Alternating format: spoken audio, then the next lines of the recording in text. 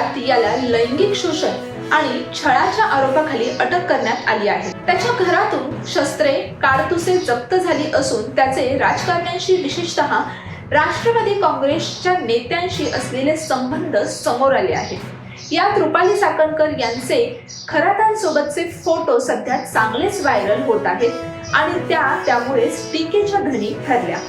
अंजली दमानिया यांनी चाकणकरांच्या पदावरून हकालपट्टी करण्याची मागणी देखील केली आहे आणि ज्यामुळे हे प्रकरण आता अधिकच चिघळले आहे।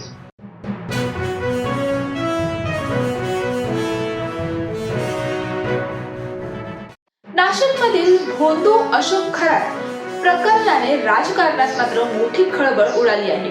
या पार्श्वभूमीवर रुपाली चाकणकर यांच्या विरोधात टीका होत असताना रुपाली पाटील ठोंबरे यांच्या फेसबुक पोस्टवरून वाद आता अधिकच चिघळला आहे।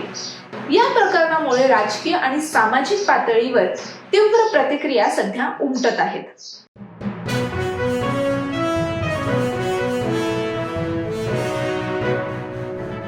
राज्यात गेल्या 2 दिवसापासून अवकाळी पावसाने मोठा कहर केला आहे आणि अनेक जिल्ह्यांमध्ये वादळी वारे, विजांचा कडकडाट आणि गारपिटीमुळे जनजीवन विस्कळीत झाले आहे।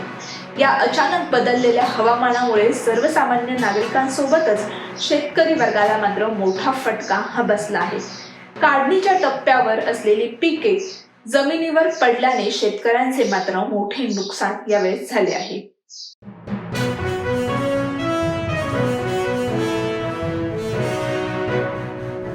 दिग्गज अभिनेते विक्रम गोखले यांचा अखेरचा चित्रपट बेवारस लवकरच प्रेक्षकांच्या भेटीला येणार आहे। गुढीपाडव्यानिमित्त चित्रपटाचं पोस्टर लॉन्च करण्यात आलंय। हृदयस्पर्शी कथानक असलेल्या या चित्रपटात अनाथ मुलाच्या संघर्षाची वेगळीच कथा मांडण्यात आलेली आहे। तेजस्विनी पंडित आणि रोहिणी हट्टंगडी यांच्यासह अनेक कलाकार या चित्रपटात झळकणार आहेत। प्रदर्शनाची तारीख लवकरच जाहीर होणार आहे।